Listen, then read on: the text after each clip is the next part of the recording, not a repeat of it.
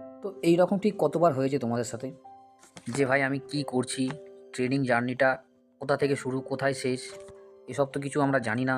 আমরা কিছু বুঝতে পারছি না যে কোথা থেকে শুরু কোথায় শেষ হয় ট্রেডিং জার্নিটা। এরকম তোমাদের মনের মধ্যে বারবার এই প্রশ্নটা হয়তো আসতেই পারে। ট্রেডিং লাইফটাই এইরকম ধারা, এই প্রশ্নটা তোমাদের মধ্যে বারবার আসবে যে আমি কোথায় শেষ করছি, কি হচ্ছে, সারাদিন চার্ট নিয়ে বসে আছি, প্রফিট করতে পারছি না, লস করছি, কি হচ্ছে। এই প্রশ্নটা তোমাদের মনের মধ্যে আসে কারণ ভাই ট্রেডিং লাইফটা এইরকম দ্বারা। দেখো তুমি যদি ডক্টর হতে চাইতে, যদি ডক্টরই করতে, তাহলে কিন্তু একটা লাইফস্টাইল অন্য হতো। ধরো সকালবেলা তোমার বই নিয়ে তোমায় বসতে হতো, এক্সাম দিতে হতো, তারপর তোমাকে কম্পাউন্ডার হতে তুমি, তারপর গিয়ে ট্রেনিংয়ের পর তুমি গিয়ে ডক্টর হতে। একটা জার্নি আছে, একটা রাস্তা আছে, একটা রোড ম্যাপ আছে যে আমি যদি ডাক্তার হতে চাই তাহলে আগে আমাকে ভালো করে পড়াশোনা করতে হবে, তারপর গিয়ে আমাকে এক্সামে বসতে হবে, তারপর গিয়ে আমি প্র্যাকটিস করব, তারপর ছোটোখাটো কিছু অপারেশন থেকে শুরু করে তারপর গিয়ে আমি ডক্টর হব। এটা হচ্ছে একটা রোড ম্যাপ, যেটা তোমার ট্রেডিংয়ের ক্ষেত্রে হয় না। ট্রেডিংয়ের ক্ষেত্রে তুমি বুঝতেই পারবে না যে আমি আমার আগামী দিনে আমার রাস্তাটা ঠিক কোন দিকে। তুমি ডক্টরি করতে গেলে বা ইঞ্জিনিয়ারিং করতে গেলে বা ল নিয়ে পড়তে গেলে তোমার একটা রাস্তা থাকে, একটা রোড ম্যাপ থাকে যে এই পর এই স্টেপ, এই স্টেপের পর এই স্টেপ, একটা স্টেপ বেসিক থাকে। ট্রেডিংয়ের ক্ষেত্রে সেটা একদমই থাকে না, যার জন্য কী হয় তোমরা অনেকটা কনফিউজ হয়ে যাও যে আমরা সঠিক রাস্তায় যাচ্ছি নাকি, আমাদের আগামী ভবিষ্যৎ কী হতে পারে, এই প্রশ্নগুলো তোমাদের মনের মধ্যে থাকে। তো চলো বন্ধুরা, আমি মানিক চলে এলাম তোমাদের সাথে আরও একটু নতুন ভিডিও নিয়ে। আর তোমাদের সাথে আজকে আমি যে কথাগুলো শেয়ার করব আমার নিজের পার্সোনাল ট্রেডিং লাইফে আমার নিজের মনের মধ্যে যে প্রশ্নগুলো জেগেছিল, সেই জিনিসগুলো আজ তোমাদের সাথে আমি শেয়ার করব। আশা করছি আমার কথাগুলো শোনার পর তোমরা নিজেদের মধ্যে অনেকটা কনফিডেন্স বাড়বে ট্রেডিং নিয়ে। তাই ভিডিওটা শেষ পর্যন্ত দেখবে আর স্কিপ করবে না, স্কিপ করে গেলে অনেকগুলো পয়েন্ট তোমরা মিস করে যাবে, যেগুলো কি এই ভিডিওর অনেক গুরুত্বপূর্ণ পয়েন্ট তোমরা মিস করে যাবে। ট্রেডিং শিখতে গেলে সঠিক ভাষায়, যদি বাংলা ভাষায় যদি ট্রেডিং শিখতে চাও, জিরো থেকে একদম শেষ পর্যন্ত যদি বুঝতে চাও, আমার এই চ্যানেলটাকে সাবস্ক্রাইব করে রাখতে পারো, তোমাদের অনেকটা কাজে লাগবে। আর আমার ভিডিওগুলো যদি ভালো লাগে একটু লাইক করে দিও, বন্ধুদের সাথে শেয়ার করে দিও। চলো শুরু করা যাক আজকের ভিডিও। তো আজকের যে প্রথম মূল যে কথাটা আমার, যে ট্রেডিং জার্নিতে তোমরা যারা কনফিউজ বা যারা এখনও বুঝে উঠতে পারছো না যে আমার ভবিষ্যৎ আমি ভাই কোন রাস্তা দিয়ে চলছি, আমি ডান দিক যাবো না বাম দিক যাবো, এখনও যারা বুঝতে পারছো না যারা, তো তাদেরকে একটা কথাই বলি যে রাস্তায় যখন নেমে পড়েছো, রাস্তা ডাইনি যাক বা বাম দিকেই যাক, তোমাদেরকে যেতে হবে। তো সেটা কীভাবে বুঝবে যে যাবো কীভাবে? তো তার জন্যে আমি তোমাদেরকে আজকে 6টা পয়েন্ট বলবো।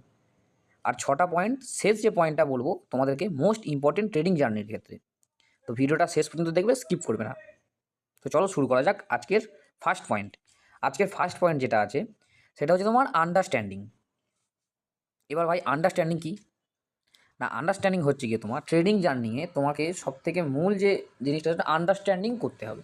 সেটা কীভাবে করবে, এর জন্য আমি একটা আলাদাভাবে লং ভিডিও বানিয়ে দেবো, বেশি কিছু বলতে গেলে ভিডিওটা লং হয়ে যাবে। তো ছোট্টভাবে শর্টভাবে বলি, আন্ডারস্ট্যান্ডিং হচ্ছে এটাই যে তুমি ট্রেডিং সেট আপে বসেছো, ঠিক আছে, তুমি নিজের সেট আপ একটা তৈরি করেছো যে ভাই এখান থেকে সাপোর্ট নিয়ে মার্কেট আপসাইড মুভমেন্ট করছে, এরপর মার্কেট যেতেই পারবে না বা এরপর মার্কেট আরও যাবে, এই যে একটা কনফিডেন্স, এটা কি বলে আন্ডারস্ট্যান্ডিং, নিজের সাথে চার্টের সাথে আন্ডারস্ট্যান্ডিং। তো প্রথম স্টেপ গেল তোমার এটা। এবার আমি সেকেন্ড পয়েন্টে আসি। সেকেন্ড পয়েন্টটা তোমার এইরকম হবে যে বেসিক ট্রেডিংটা তোমাকে শিখতে হবে, যে ট্রেডিংয়ের বেসিকটা কী। তো ট্রেডিংয়ের বেসিকটা তোমরা তো মোটামুটি শিখেছো, আমার ভিডিওতেও দেওয়া আছে, আমার এই চ্যানেলে যে ভিডিওগুলো আছে তোমরা গিয়ে একটু চেক করে নেবে যে ট্রেডিংয়ের বেসিকটা কীভাবে ক্যান্ডেল কাজ করে, কীভাবে চার্ট প্যাটার্ন দেখতে হয়, কীভাবে তোমার স্টপ লস লাগাতে হয়, কীভাবে, এগুলো আমি আমার ভিডিওর মাধ্যমে দিয়ে দিচ্ছি, তোমরা সেগুলো গিয়ে একটু দেখে নিও। আচ্ছা, নাম্বার 3 পয়েন্ট যেটা ক্যান্ডেল স্টিক।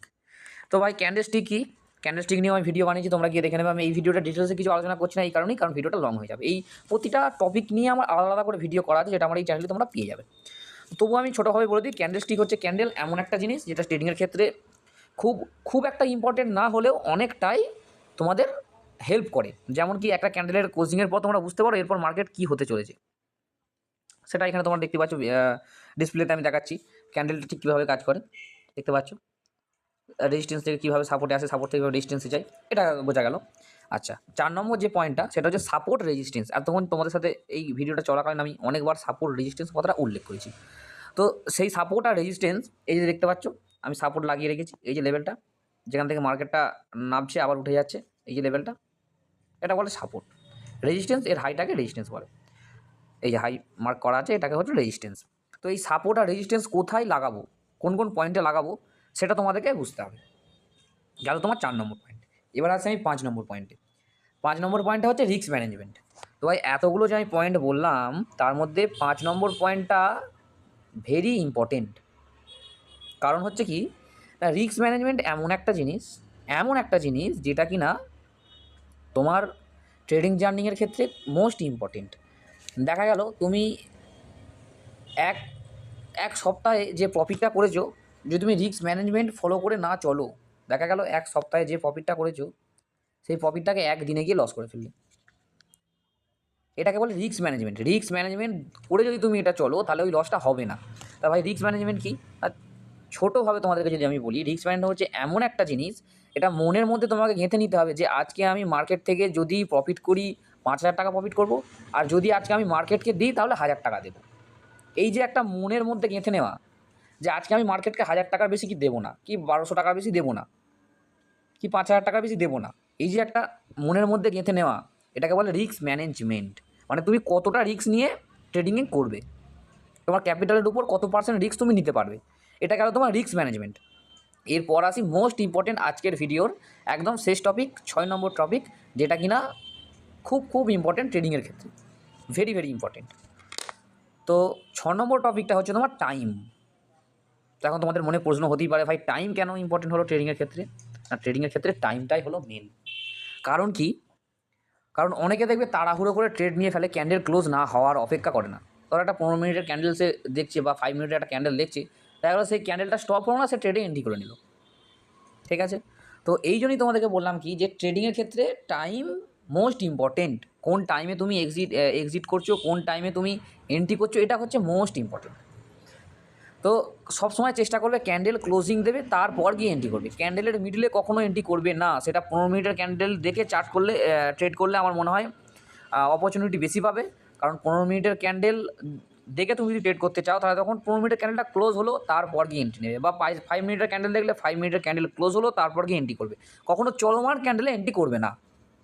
এটা হচ্ছে তোমার টাইমিং, যেটা বললাম টাইমিংয়ের মূল মন্ত্র হচ্ছে এটাই, কি তুমি চলমান যে, এখন তো মার্কেট অফ আছে না, তোমাদেরকে আমি দেখাতাম, চলমান যদি তুমি ক্যান্ডেলে এন্ট্রি করো তাহলে কি হবে, দেখা গেলো 5-6 পয়েন্ট প্রফিট তুমি পিছিয়ে গেলে, এটা হতে পারে।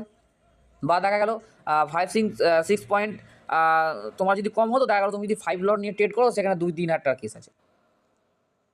তাহলে এই যে জায়গাগুলো, টাইমিং, কোন টাইমে এক্সিট করবে, কোন টাইমে এন্ট্রি করবে, এই টাইমিংটাকে তোমাদেরকে ফলো করতে হবে। সেই জন্যই একদম 6 নম্বরে আমি যে পয়েন্টটা রেখেছিলাম টাইমিংয়ের ওপর ফোকাস করে তুমি তোমাদের ট্রেডটাকে চালাবে। ভাই আজকের ভিডিওর আমার মূল উদ্দেশ্য তোমাদেরকে এটাই বলার ছিল যে ট্রেডিং জার্নিটার একটা কোনো নির্দিষ্ট রুট ম্যাপ নেই। এটাকে শিখতে গেলে তোমাকে ধৈর্য ধরতে হবে, নিজের ব্রেন খাটাতে হবে। যেমন ডাক্তারি পড়তে গেলে বা ইঞ্জিনিয়ারিং করতে গেলে বা তোমার ধরো আইটিআই করতে গেলে একটা ধাপ থাকে, যে এই এক্সামের পর মাধ্যমিকের পর উচ্চ মাধ্যমিকের পর কলেজ টপ আউট করতে হবে, এরপর বিভিন্ন স্টেপ থাকে। ট্রেডিংয়ের ক্ষেত্রে সম্পূর্ণ জিনিসটা অন্য। ট্রেডিংয়ের ক্ষেত্রে অন্য এই কারণেই, কারণ ট্রেডিংটা নির্দিষ্ট কোনো সাবজেক্টের উপর ডিপেন্ড করে না। এর কতগুলো সেটআপ আছে, কতগুলো প্রসেস আছে, তোমাদেরকে সেই প্রসেসটা ফলো করে চলতে হবে। তো আজকের ভিডিও এই পর্যন্তই ছিল। দেখা হবে আবারও কোনো এক নতুন ভিডিওতে। ততক্ষণ ভালো থেকো, নিজেরা সুস্থ থেকো। আর তোমাদের কোনো ডাউট থাকলে আমাকে কমেন্ট জানাতে পারো। ভিডিওটা যদি ভালো লেগে থাকে বন্ধুদের সাথে শেয়ার করতে পারো। চ্যানেলে নতুন এসে থাকলে চ্যানেলটাকে সাবস্ক্রাইব করতে পারো। Thank you. চলো টাটা।